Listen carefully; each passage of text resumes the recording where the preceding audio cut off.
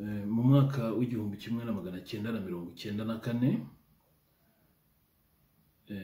nyuma y'urupfu rwa Perezida Juvenal Habyarimana, hadutse intambara, noneho duhungira Cyangugu, aho FPR ifashe umujyi wa Kigali mu kwa karindwi. Twambutse umupaka duhungira muri Zaire, tujya mu karere ka Bukavu. Noneho bigeze mu mwaka w'igihumbi kimwe magana cyenda mirongo icyenda na gatandatu, hadutse intambara yitwaga ngo ni ya Kabila, ngo waruje gukora Perezida Mobutu. Iyo ntambara itangirira mu bice bya Uvira, igenda izamuka gahoro gahoro isatira umujyi wa Bukavu. Aho nari rero mu mujyi wa Bukavu yahageze mu kwezi kwa 10, ndetse dutangira kujya turara twumva amasasu avuga, ariko ayo masasu cyangwa se izo ntambara zikaba ninjoro cyane cyane.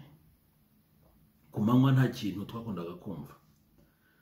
Umunsi umwe rero twatunguwe nuko inkotanyi zubuye imirwano hakurya imururu, donc ziri ku misozi ya Mururu hakurya yaho narindi. Icyo gihe hari mu gitondo nko mu masaa 3, hari position yari iri donc ku musozi wa Mururu, yari irimo irasa amasasu menshi cyane kuri kote ya Nguba ku ruhande rwa Zaire, noneho ikanongera ikarasa ku kigo cya Kansayo. Ubwo rero bigeze nko mu masaa 8, twebwe nibwo twafashe icyemezo cyo kuva mu mujyi wa Bukavu.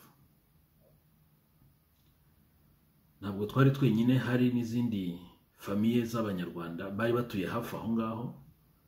Twese duhagurukira rimwe, noneho twerekeza mu bice umuntu yavuga nabyo mu majyaruguru, kuko niho intambara mu by'ukuri yari itaragera. Uwo munsi twaraye ahantu bita Imudaka,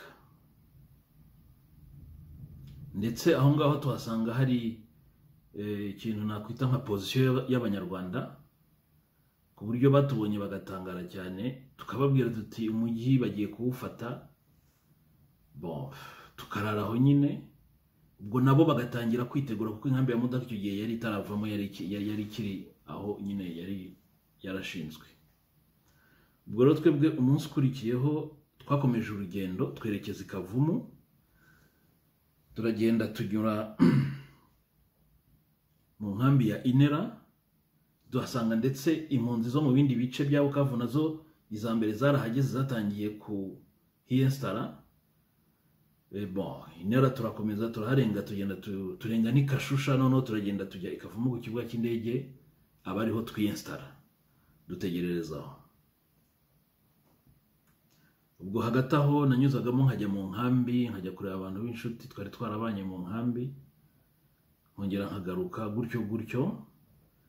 Ariko umunsi umwe nari mpagaze ku muhanda, ngiye kumva numva amasasu aravuza, ariko avuga mu gice cy'inkambi, donc mu gice cyo ku ruhande rwa Inera. Ntabwo nabitinzeho cyane, ahubwo natunguwe no kubona nka nyuma y'iminota 15 abantu buzuye umuhanda. Noneho turabaza tubigenze bite, baratubwira ngo inyenzi ziraturashe. Icyo gihe rero natwe ntabwo twigize dutinda, twahise ako kanya duhaguruka natwe tujyana n'abo bantu. Ubwo tuba dutangiye urugendo rwaje kurangirira mu gihugu cya Gabo. Kugeza ubwo duhaguruka nari ntarabona umurambo n'umwe w'impunzi, ariko nka nyuma y'amasaha nka 3 turimo turagenda, donc tuva i Kavumu twerekeza mu bice bya Goma, donc ubwo twari tumaze kurenga Ikatana. Umwe mu mpunzi wari urimo n'abarahunga nkatwe yagize ibyago, yari ari kuri bisi hejuru, noneho arahubuka yikubita hasi. Uwo niwe murambo wa mbere nabonye w'impunzi, donc yikubise hasi ahita apfa. ubwo twarakomeje turara hafi y'Ikarehe, buracya turakomeza turenga Ikabira turagenda tugera Inyabibwe. Ubwo rero Inyabibwe twarahageze dusa nk'abahagaze kuko nabandi bose nibo bari bahagaze, dutegereje mu by'ukuri kubona amakuru yose twari dutegereje icyo gihe. Ndetse hagati aho n'abaturukaga ku ijwi nabo barimo barambuka baza, mbese twese twirundanyiriza aho ngaho. Ariko ntabwo byatinze, ngira ngo ni nk'iminsi, ntabwo twamaze iminsi irenze 3 twagiye twumva amakuru avuga ko impunzi za Rigoma barimo barazicyura, donc ko zirimo zirajya mu Rwanda. Icyo gihe rero twebwe ntabwo iyo direction twayikomeje, ahubwo twahise duhindura, noneho tuva mu muhanda twinjira mu ishyamba, twe tuzamuka noneho tujya tugana muri direction ya Shanje. Icyo gihe inkotanyi ziradukurikira, donc urebye ntabwo ari ukuvuga ngo ni intambara kabisha zo gufata imijyi, ahubwo ni abantu bashakaga kutwica, ni abantu badukurikiraga n'ahantu batagombye kudukurikira. Mbese ni nk'uko waba urimo uragenda mu muhanda muri Nyungwe, mu ishyamba rya Nyungwe, noneho ukava mu muhanda ugahunga umuntu ukinjira mu bihuru, donc umuhanda ukawureka, aho kugira ngo akomeze ajye Cyangugu, abo akagukurikira mu bihuru. Ubwo rero Ishanje naho ntabwo twahatinze kuko bahise bahadusanga, urebye donc ntabwo byafashe igihe barahadusanze naho. Noneho tuvamo ninjoro, turazamuka turatugenda ijoro ryose. Noneho ngewe bumaze gucya, ubwo naburanye n'abantu banjye, donc nabo umuryango wanjye na famille yanjye. Bumaze gucya nyura ahantu mu ishyamba ry'imigano n'abandi bose barimo baranyura, ariko ngiye kubona mbona umuntu udasanzwe w'umusore ufite imbunda nshya, wambaye imyenda ubona ko ari mishya, yihuta cyane azamuka yubitse umutwe. Mubonye numva ubwoba buranyishe, ariko nyine uwo muntu byagaragaraga ko ari inkotanyi, donc kugera naho urumva aho twari tugeze aho dutangira guhura nazo zayobye, donc zari zatugezemo neza. Ubwo rero namunyuzeho, ngeze hepfo masanga izindi mpita nzibaza nti umuntu mbonye, nazo utazimbaza nti hari umuntu ubonye, mbere tuvugira rimwe. Donc bigaragara ko nabo uwo muntu yari yabateye ubwoba kandi babonaga ari umuntu udasanzwe. Ubwo nyine nababwiye nti munyuzeho, bamwe baramukurikira kuko ntabwo byumvikanaga uwo muntu yarateye ubwoba, kandi twabonaga atari nibura n'inzira bwoba ngo tuvuge ko ari umwe mu bo twari turi kumwe twahunganaga. Ubwo narakomeje ngeze hepfo mpura nabo muri famille yanjye ahantu bari batuye. Noneho nigira inama yo kujya gushaka amazi kuko hari mu gitondo twari tugenda ijoro ryose. Ubwo nawe urabyumva nyine ko inzara ntabwo yari tworoheye. Noneho ndavuga nti reka njye kuzana amazi turebe ukuntu twabigenza muri icyo gitondo. Mfata injerekani ndagenda njya ahantu mu kantu k'agasoko ahantu hirya muri direction ya Rumbishi. Ndamanuka ngera mu mugezi, ngishyira injerekani mu mugezi itaranuzura. Ngiye kumva numva bombe ebyiri zaraturitse hejuru mu musozi. Mpita mvamo vuba mpita nsubira inyuma, ariko mu gusubira inyuma mbona abandi bantu babiri nabo bari baje kuvoma. Bose yinzi niba batari bumvishe izo bombe ngo zateye ubwoba, ariko nabanyuzeho nabo barakomeza bajya mu mugezi. Ubwo nyemba nagiye. Ako kanya nkigera imbere gatoya numvisha amasasu menshi avuze kandi matoya kandi avugiye hafi. Noneho ndakomeza, noneho mpita ntangira ibyo kwirukanka, ndiruka nsanga aho nari nasize abantu bo mu rugo, nsanga hasigaye mushiki wanjye umwe, abandi batangiye kugenda, we yarantegereje kugira ngo aze kunyereka aho abandi banyuze, noneho dukomeze duhunge. Ubwo rero twahise duhindura inzira dufata ahantu twamanukaga mu musozi muremure cyane ucuramye, noneho uko tukazamuka. Donc aho twagenze umunsi wose kumanuka no kuzamuka uwo musozi. Turara ahantu mu murima w'ibirayi. Noneho ngiye kumva numva abantu barimo baravuga ngo hari umuntu inkotanyi zarashe, nayo njya kureba uwo muntu ngo zarashe. Ngezeyo uwo mugabo atavuga ngo ntabwo rero twahuye ku iriba. Ndavuga nti wiwe ntigiye ni kuko mbona umuntu, mbona iyo sura nigize kuyibona. Niwe wahise ambwira ati wa musore bamwishe. Noneho aho ngaho niho numvishe ko ya masasu barashe, amfeti bayarasha abo bantu ngiye nkimara kuva muri uwo mugezi. kuva icyo gihe rero ubwo ibintu byari byahindutse, nagize ubwoba bwinshi, noneho dutangira guhunga tudatinda ahantu, twihuta cyane, ntitwongeye kugera ahantu ngo dushake kuhatinda. Inkotanyi nazo ubwo zari zituriho nyine mu ishyamba, ndetse kuri kote ya Bunyakiri naho zirimo ziraprogeresa zishaka kuza ngo badufungire ku kiraro cya Hombo. Abari baturutse kuri kote ya Goma nabo baprogresa bagana i Walikale, nabo ubwo baravansaga kugira ngo wenda baze kudufungira mu ishyamba twese, noneho badutsindemo. Icyo gihe rero twabashije kwihuta, tuva aho ngaho muri ako gace ka Rumbishi turagenda turakomeza tugera ahantu twahuye n'abantu bavaga i Goma. Hari ababashije kuva i Goma baracika batabashije kujya mu Rwanda, bo nabo twahuriye hagati muri iryo shyamba, turakomeza za Busurungi turaharenga ku bwa Nyagasani tugera i Hombo. Inkotanyi ziraturukaga Siriti Bunyakiri zitarahagera. Aho i Hombo rero twaharaye rimwe, ariko no kuhagera nabyo ntabwo byari byoroshye, kuko hari nk'ahantu mu ishyamba abazayirwa bafatwaga bari bafite za dinamite zo guturitsa ibiraro, ku buryo byagaragaraga ko deja hari abantu swat badutanze imbere cyangwa se bari hafi aho ngaho bakurikirana ibyo turimo, ku buryo batifuzaga ko mu by'ukuri dusohoka muri iryo shyamba. Abo rero bagerageza guca ibiraro, hari igihe bafatwaga, noneho ubwo tukaba turusimbutse gutyo. Ni na gutyo twabashije bamwe kugera i Hombo inkotanyi zitarahagera. Noneho ubwo turahava, kuko twaharaye ijoro rimwe icyo gihe hari ku kiraro cy'i Hombo. Turava mu gitondo turakomeza tugana i Musenge. Noneho i Musenge niho natangiye kuremarika ko hari indege yatugendaga hejuru, ariko ntitwabyitaho, turakomeza turagenda tugera Itebero. Itebero noneho iyo ndege yaramanutse cyane, iza hafi rwose ku buryo nayibonaga yari kari akantu k'akadege ka Petit Porteur k'ubururu.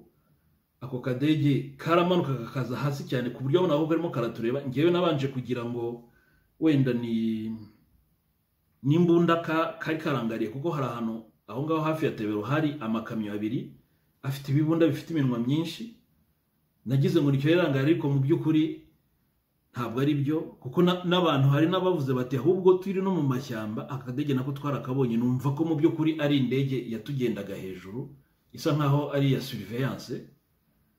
Noneho ubwo bamwe mu basore twari kumwe bakomeje kubona irimo iratugendaho cyane.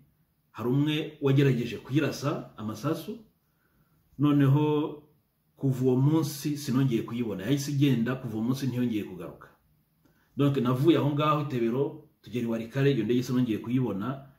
Tugira n'amahirwe tugera i Walikale, inkotanyi zarimo zaraturuka mu bice bya Goma naho zitarabasha kuhagera. Noneho aho ngaho byari bibaye byiza, noneho dufite umuhanda ugana Tingitingi, twumva nta kintu tubikangamo, kuko hafi aho ngaho ntabwo twikangaga ko inkotanyi zirimo ziravansa muri izo direction. Noneho tuba dufashe uwo muhanda turagenda tujya Itingitingi. Itingitingi ndibuka ko nahageze harimo mu saa 9 z'ijoro, hari n'injoro. Noneho umunsi ukurikiyeho wari kuri anniversaire yanjye, donc hari le 1er décembre. Ariko ntabyo kuvuga ngo birthday, ibyo ngibyo nta muntu wabitekerezaga icyo gihe. Icyo twakoze no kugenda gushaka ahantu twiyinstara, turagenda turatema nyine aho Tingitingi hari ishyamba riri, donc hari ishyamba, waragenda kugatema, aho utemye ukahadegaja, ubundi ukahita uhashinga swat shitingi cyangwa se ukubakamo akantu k'akazu k'ibyatsi, ubwo ukiyinstara aho ngaho. Yewe rero Itingitingi nkihagera, nka nyuma y'iminsi 2 narwaye malaria ndaremba, nza kuyikira nka nyuma y'icyumweru. Ubwo nibwo nongeye gutangira kujya nkurikirana ibyabaga hafi aho ngaho, hakanyuramo indege zikazana imiti. Bigeze aho ngaho hari n'abazungu bazaga, ubundi bagasubirayo, kugeza ubwo finalement bemeye noneho kuduha imfashanyo aho twari Tingitingi. Amakamyo menshi yarari Ikisangani azana icyo gihe ibiryo. Noneho ubwo nyine ubuzima kuri bamwe ntabwo navuga ngo buratangira, ariko nibura byabaye byiza kuruta uko byari bimeze, kuko mbere tutaratangira kubona imfashanyo aho Tingitingi abantu bapfuye ari benshi cyane. impunzi zapfuye ari nyinshi cyane, aba mu biti, donc aho ngaho bagerageje kwinstara ku mihanda, aho hose hari imirambo. Ariko aho dutangiye kubona imfashanyo byaragabanutse, ntabwo abantu bari bagipfa cyane. Ubwo rero nabyo ntabwo byamaze kabiri, kubera ko nka nyuma y'amezi 2 ndibuka ko mbere yuko tuva mu nkambi ya Tingitingi hari umusore w'inshuti yanjye yaramaze nk'iminsi 3 ambwiye ko barasaniye n'abantu batabashije kumenya aho inkambi yarangiriraga mu ishyamba, abo bantu babacika baganira ubuto. Ubwo rero mbere yuko tuvamo, urumva inkotanyi zaradusatiriye atari kuri kote ya za Misi na za Oso, donc muri iyo direction, ahubwo basa nkaho nabwo batuzengurutse badutanga imbere, kuko Rubutu yari kuri direction igana Igisangani, niho uwo mujyi wa Rubutu waruri. Ubwo twavuyemo ninjoro, ariko umurongo utavansa, kuko ku kiraro cya Rubutu hari ikintu kimeze nka barriere. Ntabwo abantu bihutaga, ntabwo tuzi umuntu washyizeho ayo mategeko, ntabwo tuzi ikintu cyari cyateye ikintu kimeze nka blocage, ku buryo abantu batabashaka kwambuka ikiraro, ku buryo bwarinze bucya impunzi zitarashira mu nkambi ya Tingitingi. Ubwo rero ngiye ngeze ku kiraro, ntabwo nabashije kwambuka kuko hari umubyigano, hari abantu benshi, umurongo wari muremure. Ngiye nagiye ku ruhande njya ku mugezi wa Rubutu, nyine dukoraho ikintu kimeze nk'ikirongo, niho tuba dutegerereje, twumva ko turi buze kugira ngo tukabasha kwinjira mu murongo tugatambuka ku kiraro cya Rubutu. Ntabwo ariko byadukundiye, kuko bigeze nko mu masaha 5 hari abantu barashe. Ntabwo abo bantu twabashije kumenya abaribo, barashe amasasu menshi cyane. Noneho ubu ngubwo urabona abantu bari ku mirongo gutyo, urashe amasasu ubakanga, hasaba ibyo kubyigana, abantu bamwe barapfa, abandi babasha gupusa baratambuka ku kiraro. Ubwo ngewe naciye mu mugezi, ntabwo nabashije kugera aho ngaho, amasasu yaravuze amaze kuba menshi. Icyo nakoze ni ugusimbuka mu mugezi wa Rubutu, ngize amahirwe nguyemo mbona ugera ahangaha, mbona ni mugufi, mbasha kwambuka, ngendamo n'amaguru, ndambuka ngera hakurya ku yindi nkombe. Noneho mbwo mfashe umuhanda wa Gisangani, ubwo ndakomeza. Abandi nabo twaje guhurira imbere, kuko urumva twari twatatanye, iyo barasaga buri gihe buri wese yanyuraga he, mukaza wenda kongera kwiyorganiza cyangwa se kongera guhura nyuma. Ubwo twafashe umuhanda wa Gisangani, turagenda, turavansa Gisangani, turayisatira tugera nko ku birometero 50 uvuye Gisangani. Aho rero niho twabaye nk'abigabanyamo ibice bibiri. Habaho ini party y'abasore yavuze ati twe tugiye gukora resistance Igisangani, noneho twebwe b'impunzi twerekeza muri direction ya Ubundu kugira ngo twambuke, noneho wenda tuzabashe gukomeza duhunga cyangwa se tuzayengwe ku yindi rive y'umujyi wa Gisangani. Kwambuka Ubundu nabyo ntabwo byari byoroshye, kwambuka Rwaraba ntabwo byari byoroshye. Abantu benshi bahagiriye ingorane, ndetse bamwe bahaburira ubuzima. Ariko ngiye nagize amahirwe, mbasha kwambuka ngera hakurya, hari umuhanda wa gare ya Monshi, ndakomeza, noneho mfata direction ndagenda ngera Obiro. Obiro rero uwo munsi nahageze, natangiye gufasha abantu bo muri organization yitwaga UIB gutanga biscuit tuziha impunzi, abantu b'abana. Ariko bigeze nko mu masaha 11 BBC yatubwiye ko umujyi wa Gisangani wigarurira ingabo za Kabila, donc izo nkotanyi. Icyo gihe ibintu byose byahise bihagarara. Icyakurikiyeho no gufata ikarita dushakisha inzira, kuko twari twategereje kwegera Gisangani, ariko twabonaga tutari bashe kuyinyuramo kandi yafashwe. Noneho dushakisha inzira, kubw'amahirwe tubona iki karita twereka ko hari inzira, n'abazerwa barayikonfirma. Ariko iyo nzira yasabaga ko wavansa ugasa nk'ugera umujyi wa Gisangani cyane, ukabona kwinjira muri ako kayira kinjiraga mu ishyamba. Iryo ni ishyamba abantu bavugaga ko umuntu rigiyemo atarirokoka, ariko icyo gihe twahisemo kuryinjiramo aho kugira ngo dufatwe n'inkotanyi zitwice zidushinyagurira, cyangwa se dukoresha n'ibindi bibi byose umuntu ashobora kwimagina zari zaragiye zikorera abandi. Muri iryo shyamba niho nongeye kubona imirambo y'impunzi. Uko byagenze simbizi, ariko nabonyemo abantu nibura nka 3 kandi bari bo twagendanaga. Uko byabagendekeye uwabishe ntabwo umuntu yashoboraga kumenya uwo ari we, ariko hari ahantu twageze hagati muri iryo shyamba badusaba kujugunya ikintu cyose gishobora kukwidantifiya, kubera ko bikangaga ko inkotanyi ngo zishobora kuba zari ziri hafi aho. Niba ari zo rero zarisha abo bantu nabonye simbizi, ariko atuka aho ngaho naho nabonye indi mirambo y'impunzi. Donc ubwo n'ubwa kabiri rero ngiye kubona imirambo y'impunzi, nk'ubwa gatatu plutôt, kuko nitinyitinyi naho nabonye indi myinshi cyane. Ubwo twarakomeje tuza gusohoka muri iryo shyamba, dufata umuhanda wava Gisangani noneho werekeza Opara naho ubwo muhanda turafata turakomeza turagenda twambuka Lomami naho n'undi mugezi wari urimo hagati aho kandi munini, turagenda duhinguka mu bice duhinguka Ikera, ariko mbere yo kugera Ikera ngewe nongeye ndwara malaria iranzahaza cyane, ariko nyine natwe twari dufite uburyo twirwanaho, kuko hari ukuntu wavangavangaga ibibabi by'ibiti bitandukanye hakavamo umuti uvura malaria. Ibyo rero nibyo nagiye nywa, noneho malaria igeze aho ngaho irakira, ku buryo nageze Ikera rwose numva ntagiye kumera neza. Ariko muri icyo gitondo twahingutse Ikera hari umuntu waturashe tukiri mu muhanda gutya, tuza twishimye tuzi ko tugiye kugera kuri port, umuntu yaturutse iburyo n'imbunda atangira kuturasa, yarikuye amasasu anyura mu mpunzi ebyiri z'indi ruhande, andi abiri araza angwa imbere ku butaka, ni nabo bambere nabonye amasasu yaka, kuko icyo gihe yasigaye yaka. Noneho abandi bantu bari rupasangiye kwirukanka mu bihuru, ahindukije imbunda nibwo nanjye nabashije gusubira inyuma, kuko icyo gihe nari nabaye nk'igiti, nabonaga nta ndi bumucikira. Umuntu yari ari nko muri metero 20, ntabwo ari ukuvuga ngo akeneye ngo kuviza, ni nk'Imana mbese nagize, nako ni Imana nagize. Ubwo ahindukije imbunda atangiye kurasa abantu birukiye mu bihuru, nabashije gusubira inyuma. Noneho sinzi uko byagenze, bahita bamunetraliza ako kanya. Bamunetralije noneho nibwo twabashije gukomeza tujya ku ruhande rwariho Mugaragu, twiyinstara aho ngaho, tuguma aho ngaho.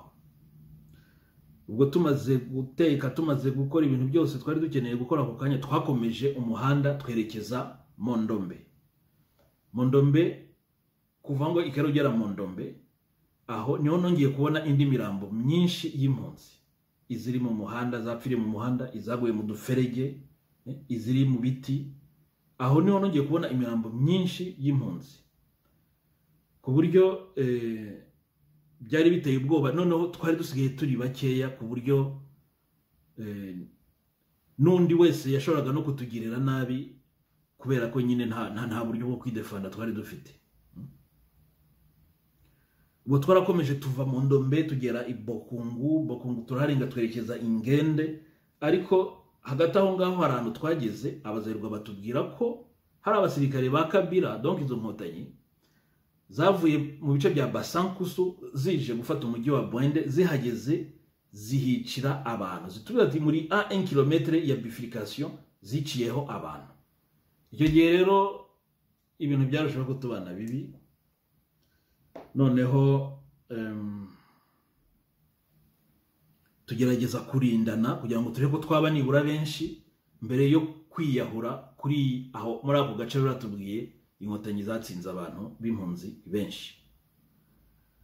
Tumaze kubwira tugeze nko ku bantu 200, habaye akantu k'akanama k'ukuntu turi bwa proche ya bifurcation. Iyo nama irangiye, bamwe bakoze umurongo ku ruhande rumwe rw'umuhanda, abandi bakora umurongo ku rundi ruhande rw'umuhanda, noneho twebwe tujyamo hagati, noneho turavansa turagenda. Tugeze kuri iyo bifurcation dusanga nta nkotanyi n'imwe ihari. Noneho bamwe muri twe badesida gukurikira direction bari batubwiye zanyuzemo, kugira ngo barebe nibura ko zaba ziri hafi aho ngaho. Bamaze gukora metero nka zingahe, bageze kuri village barazibura, ahubwo basanga iyo village yuzuye imirambo y'impunzi. Ndetse nibwo batangiye gukora attention, batangira kubona ko no mu nzira bajyayo hari utuntu tw'udufuka tw'impunzi, hari utuntu twatwaraga ku migongo. Donc bigaragara ko abantu baharasiwe, bamwe bakiruka mu mashyamba, abandi nyine bakicwa, akari nabo bamwe bagiye bapanga muri ayo mazu. Icyo gihe abo bantu baragarutse barabitubwira gutyo mbivuze. Noneho tuboburije yo guhindura direction ahubwo ngo dufate umuhanda wakomezaga Boende twabaye nk'abajyamo none muri direction ya Basankusu ariko tugezemo hagati tudeviye ahantu mu ishyamba twinjiramo turara ahantu mu Giteme bwese butwiriraho ko hari ninjoro tuboburije yo kuraramo aho ngaho mu Giteme turakomeza ariko duhura na obstacle y'umugezi tutiyatandaga bon évidemment twese dushakisha solution vuba noneho dutema ibiti tubirundamo mu mugezi noneho dukora akayira ko kwambukaho tubasha kwambuka turakomeza tuza guhura n'undi muhanda turuka ku rundi ruhande werekeza donc bice bya Mbandaka udeviye Bwende uwo niwo twafashe ariko amakuru yaje kutugeraho nyuma nuko Inkotanyi nazo zarabimenye noneho ziraza zirukanka ziza gufunga handi twasohokeraga tuvuye muri iryo shyamba ubwo murabyumva nyine abari bakiri inyuma ukuntu byabagendekeye twarakomeje hagati yaho hantu na Ngende n'ahantu bita Ingende nongeye kuhabona imirambo myinshi y'impunzi myinshi rwose donc abantu babaga bandagaye donc babaga bari ku muhanda bagiye bahapfira kandi byagaragaraga ko bari bamaze igihe donc bashobora kuba ari nka bamwe mu babashije kurokoka iyo attaque y'Inkotanyi kuri iyo bifurcation nari maze kuvuga mu kanya wenda babashije gukomeza wenda bagera aho ngaho bikanga nyine bakitaba Imana tukana aho ngaho niho ngiye kubona indi mirambo myinshi y'impunzi ndetse hari n'ahantu nashatse kujya kuryama donc ibye ninjoro aho waba ugeze kuri village naho ngaho wararaga haraho nageze ninjiye mu nzu nsanga umudamu bigaragara ko yapfuye sinzi ndibaragereza kubyara sinzi tukabonaga hari ukuntu bidasanzwe icyo gihe nabo burije yo gukomeza kugenda icyo gihe nari natanye n'abandi bantu nari ndi ngenyine nari natatanye n'abantu bacu abantu twagendanaga iyo gihe nababurije iyo image ntabwo yabashije gutuma nguma aho ngaho narahavuye ndakomeza muri iryo joro ngize amahirwe mitengera kandi ka village masanga impunzi ndara aho ngaho ubwo twarakomeje tugera ahantu tubona ko haragize kwa kantu kameze nk'inkambi y'impunzi hafi y'umugezi donc mbere yo kugera aho ngaho Ingende bon aho ngaho harimo imirambo mike turakomeza noneho tugera ku mugezi turambuka ntabwo twahise dufata gahanda kerekeza Wenje Sekiri ahubwo tware yaranje dushakisha ubwato bw'igita aho ngaho abari bwo tujyamo bari bwo butujyana twerekeza Imbandaka noneho tugeze Imbandaka tukiri mu mazi abasirikare ba Zaire baratubonye barikanga kuko bumvaga muri iyo direction ko umuntu uri buzemo ari Inkotanyi cyangwa se abasirikare bakabira nko babivugaga noneho batubonye bahita baza baraduhagarika bati muri bande icyo gihe umwe mu basore twari kumwe yarasubije ati turi aba XFR tugiye kubona tubona abazayirwa noneho barishimye turavuga bati bari badutunze imbunda icyo gihe bahita bazirebesha hasi bati nimuze noneho baratujyana ku kicaro cyabo batugumisha aho ngaho nka nyuma y'amasaha 2 baduha imodoka noneho baravuga bati nimugende mujye ahandi hari izindi impunzi nyinshi twakoze inkambi aho ni Wenje Sekiri iyo modoka yigiye tugenda itugezayo noneho turagenda nyine tujya mu nkambi hari butarira hari mu masaha 9 bon turiyinstara hari n'izindi impunzi nyinshi tugumaho ariko bigeze ninjoro nko mu saa 4 hari abantu batangiye kuturasaho donc bari aho twaturukaga barasa amasasu menshi cyane tugira ubwoba tubura aho tunyura kuko inyuma yacu hari fleuve Zaire ntabwo twashoboraga kuyambuka nta n'ubwato bwari buhari ariko nitwashoboraga no kujya imbere kuko aho twagomba kunyura niho abantu barasiraga kuri twebwe rero kurasa ubwo wabaga hose uhinduka Inkotanyi ubwo ntabwo twirukaga tubaza byinshi uwaturasaga utumva ko ari Inkotanyi ubwo ubishoboye yarihishaga cyangwa se akareba ukunda ahunga kugira ngo asove amagara ye ndibuka ko bigeze nko mu masaa 9 bwo amasasu yakomeje kuvuga avuga bigeze nko mu masaa 9 nibwo twafashe ikemezo cyo kuva aho hantu noneho tujya gushakira inzira ahantu bita Bikoro. Mu kuvamo rero umuntu yavagamo pari groupe cyangwa se pari uko abantu babyumvikanyeho. Twebwe groupe yacu yarahagurutse icyo gihe turagenda. Bon, nariko naro wa gatatu ku murongo, twakoze umurongo naro wa gatatu, imbere yanjye hari abasore babiri. Turagenda hari ahantu hari cyakiriziya cy'umweru niho twumvaga amasasa ari makeya, abariho dushaka nyine gutoborera. Turagenda tugiye kukigeraho hari umuntu wari ukiri hafi abarekuye amasasu. Ariko amasasu tujya hasi, ariko ndebye babasore bandi imbere ndababura, mbona sinano basimbukiye. Nasigaye ngenye nanjye ndebye inyuma ngira musubira inyuma, mbona inyuma nge hari umurongo muremure w'abantu benshi badukurikiye. Icyo gihe rero nabawuburije yo gukomeza ndavansa kuko umuntu yararashe arekeraho. None ubwo numvise arekeraho ndavansa, mbona inzu y'umuzerwa ndavuga nti reka nihishemo, nshatse ninjira mu rugo nshaka kwisha inyuma y'inzu, mbona ahubwo hari undi muryango ukomeza akandi kantu kameze nk'icyanzu gasohoka. Noneho mpita nkajyamo ubwo byo kwisha birapfuye. Ubwo nkigera muri aho nkimara gusohoka aho ngaho nahise mbona izindi mpunzi nazo zituruka à gauche à droite, nazo zari zanyanyagiye aho ngaho muri ibyo bihuru. Noneho ubwo turakomezanya dufata direction tumera nk'abasubiye mu Rwanda, dufata gahanda ka Ngende turimo tushakisha ariko bifurcation izatujyana i Bikoro. Ubwo rero muri uko kumanuka muri iryo joro butaracyana neza, burimo buragenda bushaka gucya ariko butaracya neza, twajyaga tukumva ikamyo irimo iraza, tukumva urusaku. None twakumva urusaku, cyo twakoraga no guhita tujya mu ishyamba. Nuvuga twavuga mu manda twari twinjira mu bihuru. Ikamyo yamara gutambuka tukongera tukagaruka mu muhanda.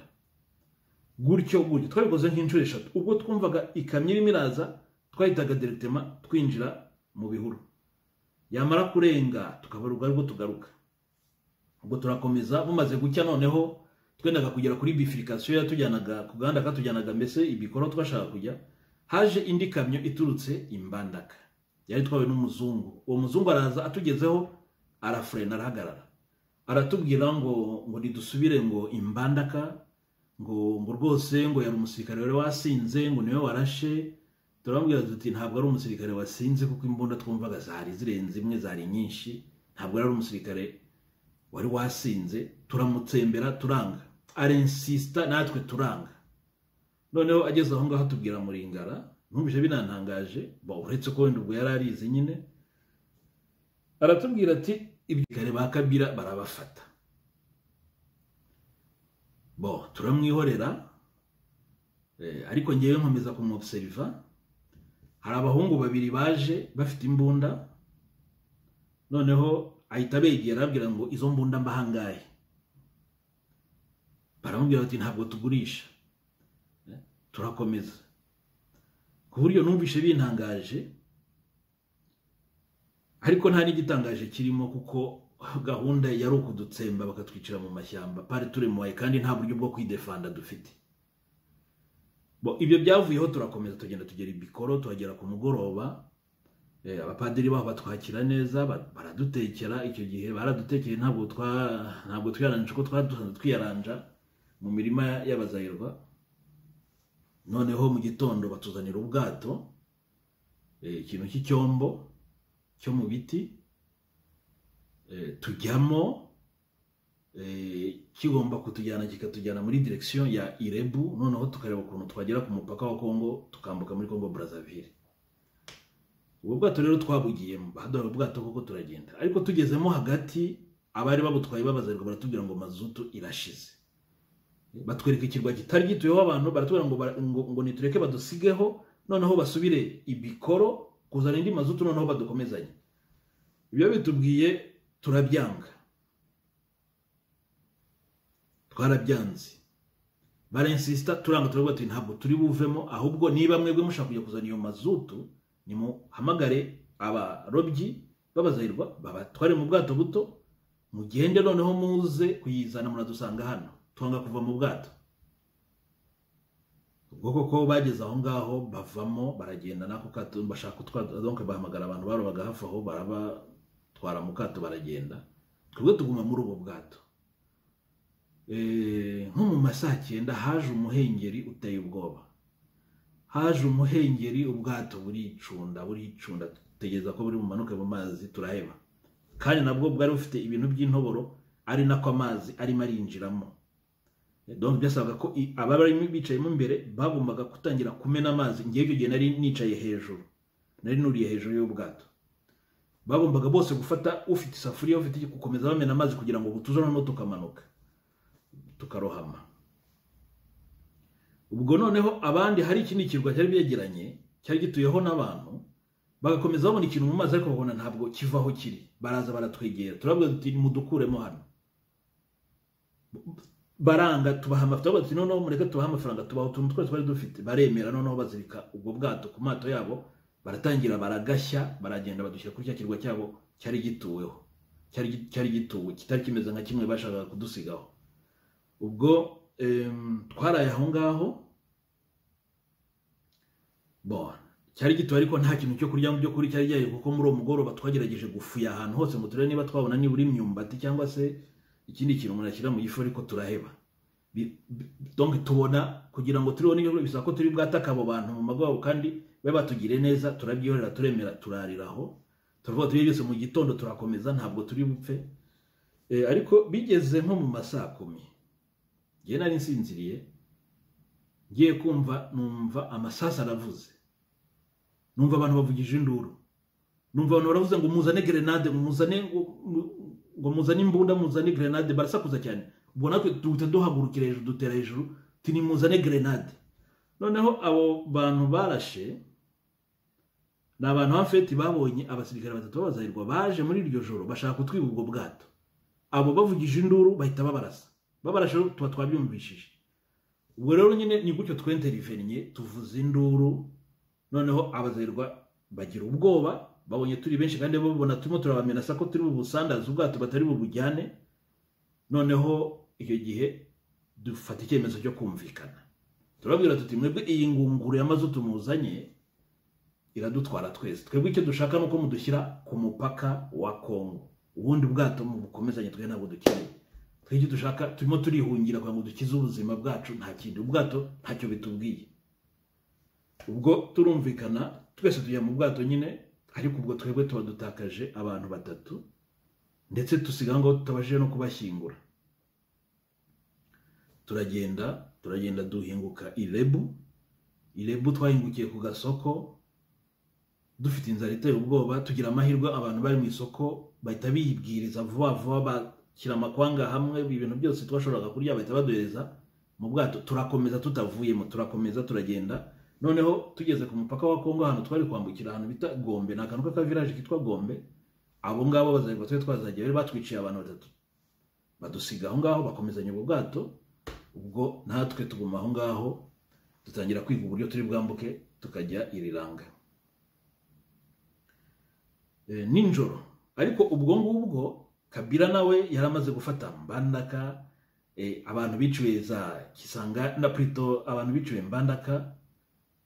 Donc bishwe n'abasirikare Kabila bamaze kuhagera, kandi bari babonye n'amakuru yuko hari abantu babacitse, donc batwebwe banyuze Ibikoro. Donc ubwo nabo barimo baraza mu by'ukuri baprogressa, ku buryo muri uko kwambuka tuva ngo Igombe twerekeza Irilanga, hari n'amato yazanaga abo basirikare arimo aragenda duhiga ku nkombe, ku buryo iki ni kirwa badutayeho tukararaho. Hari abantu baje kudushakishaho ninjoro, bararaga bamurikamo amatoroshi bagira ngo barebe aho turi, ariko natwe twabibona ko abantu badushakisha, tukihisha za shitingi tukazubika, icyubururu kikajya hejuru, cy'umweru kikajya hasi. Burinda bucya batatubonye, noneho tubasha kwambuka. Ariko kugira ngo twambuke hari urumva twe bari badutaye ku kirwa, twagerageje gushaka kwambuka, abazahirwa baratubeshya ngo badusize ku butaka bwa Kongo, ariko mu by'ukuri badutaye ku kirwa kiri muri Fleuve Zaire. Noneho mu gushaka kugira ngo dukomeze biratunanira, twajya dukomeza twizengurukaho. Bumaze gucya, n'ibyo byari byabaye ninjoro, abantu baza kudushaka ninjoro. Bumaze gucya tuboburije kujya kwicara nibura gutegereza ku ruhande rwarobaga ku butaka bwa Kongo. Aho rero niho twabonye abadamu 2 barobaga, tugeza kwakorera sinye, baraza turabinginga abantu batwambutse, baduca amafaranga turayabura. ariko umuntu agatanga icyo afite, ufite kashitingi, ufite iki, noneho bigeze aho barabyemera baratwambutsa, tugeze aho ngaho tugera ku butaka bwa Kongo nyine, noneho twerekeza Irilanga, aho bitaga ngo Irilanga ni akantu k'akavirage kari hafi aho ngaho, ariko ku ruhande rwa Kongo noneho ubwo mu Kongo ko twageze muri Kongo Brazzaville.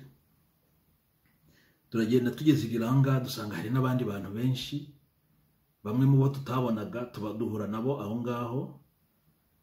Tukora akantu kameze nk'inkambi, ariko kuko tumaze kuba benshi cyane guverinoma ya Kongo yari Suba yohereje amato yo kudukura aho ngaho batujyana i Brazzaville.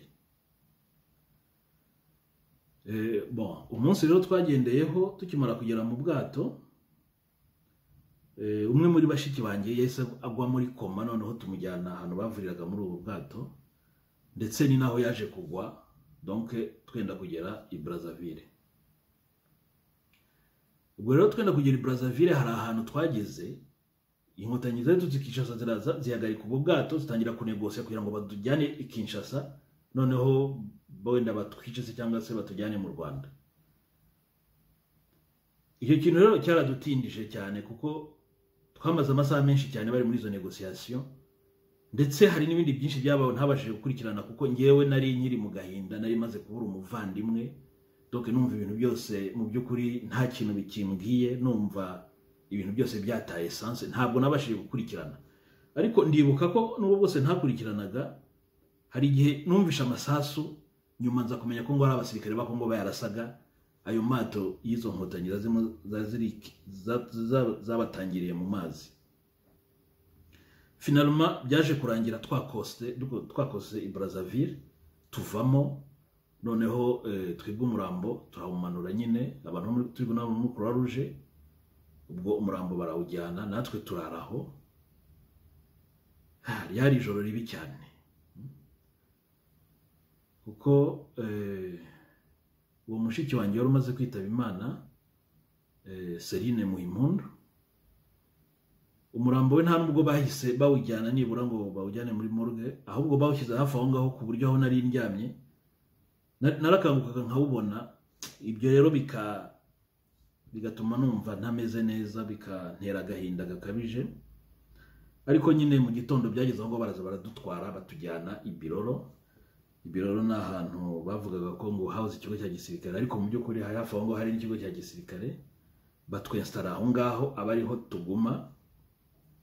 Noneho mu gihe twari tukiri aho ngaho hatangiye kuza ikintu gukoreshwa ibintu by'inama, abazungu barazaga bakadukoresha inama mu by'ukuri ubona zigamije kudushishikariza kujya mu Rwanda. Nta nubwo akababaro kacu bakabonaga, ahubwo bo basaga nkaho batangajwe no kuba twarabashije kurokoka, kuba tugeze icyo gihe tukiri bazima, ku buryo bumvaga ko ubwo twanze gupfa, ubwo igisigaye none ari ukudufata bakadushyira abo bantu bari bamaze amezi 6 yose batwirukaho batwica, noneho bakabadushyira mu maboko kugira ngo badukoreshe icyo bashatse. Donc akababaro kacu ntabwo bari bakitayo na gato, niyo mpamvu bari bafite icyo kintu kimeze nk'ubwirasi cyo kuza kutubwira ngo nimutahe, kandi abo bazi neza ko abo bantu bamaze kwica bamwe muri twe bari Kisangani, bamaze kwica bamwe muri twe bari Mbandaka, ari twe twenyine tubashije gusigara, bakumva ko nta kindi ubwo twananiranye twanze gupfa, donc igisigaye ari ukudufata bakatujyana mu Rwanda, noneho aho bashobora kudukoresha icyo bishakiye, noneho nta nicyo bikanga. Abo bazungu rero barakomeje baravuga batwumvisha ko tugomba kwiyandikisha tugataha, ndetse bigera naho batubwira ko ngo nta gihugu na kimwe kigishaka kwakira impunzi z'abahutu. Bon, ibyo rero n'ubu bwose ariyo migambi barafite, twebwe nta nubwo yanabahiriye kuko intambara yahise itangira i Brazzaville hagati ya Sasu na Lisuba, noneho ibintu byose birahagarara. Ubwo twebwe tubonye ari uko bimeze, twahisemo kuva muri Congo Brazzaville, noneho twerekeza muri Gabon.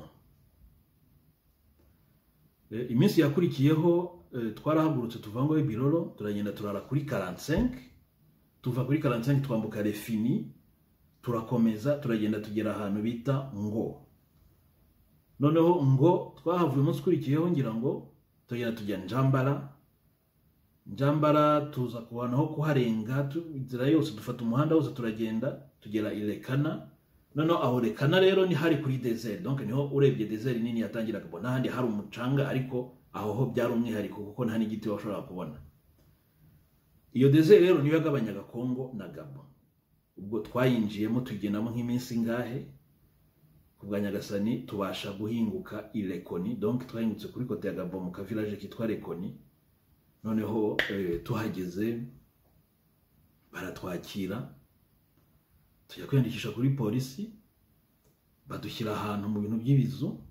Ubwo n'izindi mpunzi nazo zikagenda ziza, ndetse abayobozi ba Gabon bamwe bakajya badukoresha inama bakatubwira ko rwose badashobora kutwohereza mu ibagiro, ubwo ni mu Rwanda. Tukagira ngo koko nibyo tubaho ngaho. Tumaze kugera nko ku 2,000 haje abantu bo muri HCR batangira ya mikino nanone yo kongera kudushishikariza ngo gutaha. Donc ntabwo bo bumvaga, sinzi niba barabonaga ari nka blague kuba tugeza aho hantu n'amaguru, kuba tumaze igihe cyose duhunga. Sinzi niba bumvaga ari nka blague ku buryo bumvaga ko noneho babandi badukurikiraga, babandi bamaze amezi yose batwica, noneho tugomba gusanga kujya mu gihugu bigaruriye. Ngo sinzi impamvu batekerezaga gutyo, bakumva ko ngo ari cyo kintu cyihutirwa, ari cyangwa se ikintu gifite akamaro kuruta kudutega amatwi no kugira ngo duhabwe ubuhungiro twifuzaga. Cyane cyane ko hari n'ibimenyetso bigaragaza ko turi menase, utanirengagije abantu bishwe ku mugaragaro, kandi icyo nacyo ntabwo bari bakiyobewe. Ariko ibi byose babirengagaho, ntacyo byari bibabwiye. Bo bari bifite gahunda yabo, swat kutwica twese cyangwa se bakatujyana mu Rwanda bakaba ariho bazaturangiriza. Ubwo rero baratangiye ibyo bintu. Icyo gihe ibintu byaranahindutse, ibintu batangiye byo kuvuga ngo dutahe byarahindutse. Tutangira kubona presence y'abasirikare ba Gabon yiyongereye muri ako village ka Lekoni. Bamwe koko barataha.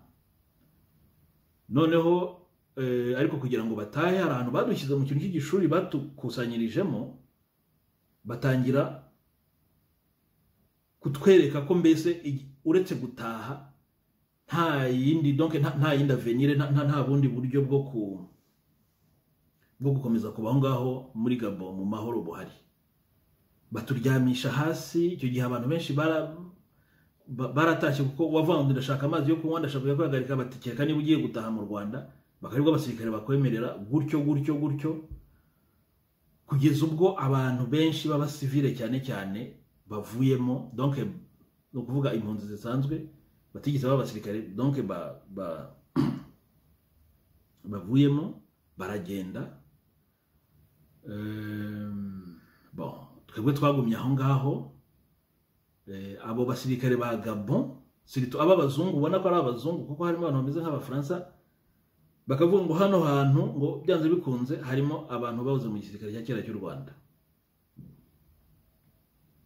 Ubwo ariko aho ngaho ntabwo navuze ko hari n'igihe cyageze batangira kuduteza abaturage ba Gabon, bavuga ngo ni twebwe twazanye intambara mu Rwanda, ngo no muri Congo, muri Zaire no muri Congo, ngo none ngo tuje kwiteza muri Gabon, ku buryo hari igihe abaturage bari batumereye nabi. Wajya nk'ahantu abana bakagutera amabuye kubera icyo kintu bari bamaze gusensibiliza mu Bagabone, kugira ngo batwange mbese wenda ntihabe hazagira n'uwo babasha guhisha igihe bazatangira kuducyura ku ngufu. Ubwo rero ngarutse kuri iyo sije, abasirikare nyine bakomeje kuvuga ngo harimo abantu babuze mu gisirikare cya kera. Bigeze aho ngaho koko haza guhaguruka umugabo umwe aragenda avuga ngo nari umusirikare, n'abandi bagenda bahaguruka ngo twari abasirikare. Noneho ubwo twebwe muri iyo groupe bahise byose bayita ko ngo ari iy'abasirikare. Ubwo twebwe badujyanye ukwacu. Icyo gihe batujyana i Franceville. Icyo gihe ngewe nagiye mu ndege ya gisirikare, iragenda ingeza Imvenge. Noneho mvamo batujyana ahantu mu gihugu cy'igaraje cyari hafi aho ngaho, aho niho iyo groupe isa nk'ari speciale. Donc noneho bayishyize, noneho batangira kutubaza ibintu bitandukanye, bakoresha za interview, ibintu bitandukanye. Ariko hagati aho ngaho batubeshya ko batazatujyana mu Rwanda, ariko mu by'ukuri nibyo barimo barategura, kuko umunsi umwe baravuze ngo batujyanye ngo i Libreville. Noneho turagenda ku kibuga cya Mvinga aho ngaho, tutangira kujya mu ndege, hari akadege ka Boeing gatoya. Tangira kwinjira, ariko ngewe indege yuzura batarangiraho, donc ngewe n'abandi bantu bane twebwe tuguma aho ngaho, abandi bose bajya muri iyo ndege. Noneho irahaguruka iragenda. Ubwo twebwe tugomba kugenda ku yindi turo ya kabiri, ariko bavuga ko tugiye i Libreville, ntabwo bavuga ko ari mu Rwanda. Ubwo rero ako kanya tukiri aho ngaho twagiye tubona ku kigo cy'indege haje abandi basirikare benshi cyane bo muri Armée de l'Air. Donc abasirikare baba aho ngaho ntabwo ari abapolisi basanzwe, ari abasirikare bo muri Armée de l'Air ya Gabon. Tubona ababaye benshi cyane aho ngaho ku kigo cy'indege. Noneho ubwo hanyuma y'iminota ingahe tubona ya ndege iragarutse. En fait abo bantu nabo nako bagezemo indege ze hejuru ivuze ko igiye Kigali, naho birabatungura bumva ntibabyumva. Noneho batangira guteramo akaduruvayo, pilote bimuyobeye abo burije kugarura indege aho ngaho Imvenge. Noneho ubwo ni nabwo niyo presence y'abasirikare nyine yatangiye kwiyongera.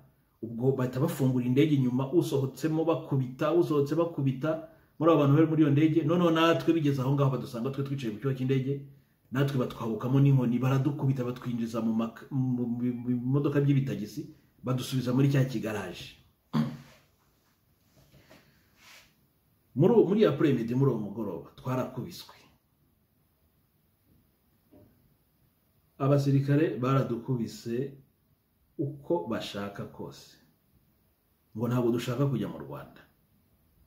Baradukubita, ni ibintu biteye ubwoba. Bakarambirwa, bagahinduranya, bakadukubita, ngewe nageze i Kigali izi ntoki zarabyimbye, donc zidashobora no kwegerana gutya. Ntabwo nashobora kuzajyana, zari zarabyimbye zimeze gutya kubera ibiti banshyiragamo hano. Umwe akajya undi akajya bagakanda, bati ntabwo ushaka kujya mu Rwanda. Ntabwo nshaka kujyayo. Bagakanda, barambirwa, bakarekeraho, bagahinduranya n'abandi gutyo. Noneho ariko ubwo hagati aho barimo bariga amayeri y'ubundi buryo bari budutware mu Rwanda, bari buducyure mu Rwanda ku ngufu. Ku buryo umunsi wo kuducyura mu gitondo bazindutse bavuga ngo ngo nitujye gukaraba. Ariko gukaraba mu by'ukuri ibyiza byari kutajyayo. Ngiye nakoze ikosa ryo kujyayo, ntabwo nari mbizi. Kugira ngo ugere ahantu wakarabiraga byasaba kunyura hagati y'imirongo ibiri y'abasirikare b'Abagabone, buri wese afite igiti. Unyuramo, buri wese agerageza gukubita inkoni nyinshi zishoboka, ukabugeze ku muntu ufite igipira cy'amazi akayakumenaho vuba vuba, n'izindi nkoni nyinshi cyane. Noneho no kwambara, wari yaranjaga byose ukabikorera rimwe ugasubira mu kigaraje. Ubwo ngezemo nibwo nabwiye abantu nti ibyiza no kutajyayo, kuko hari inkoni ziteye ubwoba. Icyo gihe narakubiswe inkoni nyinshi cyane. Noneho ndetse n'umusirikare umwe arankurikira, ntabwo byarangiriye aho. Yarankurikiye ansanga mu kigaraje. Hari witwaga Ajida Nzamba, yansanze mu kigaraje aho twari twicaye. Araza, ariko ubwo ngiye nari namaze kugera mu bandi bantu, mpita nubika umutwe, ahita atangira kuvuga ngo wowe ngo haguruka. Ndakomeza nubika umutwe, ngo wowe haguruka. Ndakomeza nubika umutwe, ndamwihorera.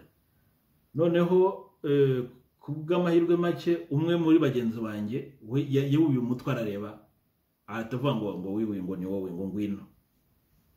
Aragenda aramukubita amurenganya, ngo yanze ngo kutaha, ngo kujya mu Rwanda. Aramukubita rwose, amumera nabi cyane. Ariko ibyo ngibyo bigeze aho ngo birarangira. Abantu bamwe barabyumva, bumva ko batagomba kujya gukaraba kuko zari izindi nkoni ziyongereye kuzo twari twaraye dukubitwa. Noneho ubwo igihe nyine cyo kuducyura kigeze, baradusohora batwicaza hasi ku mirongo, bakagenda bafata nk'imirongo ibiri, bakayishyira mu modoka, bakagenda ku kigo cy'indege, bakayishyira mu zindi ndege bari bazanye izindi ndege ebyiri ntoya.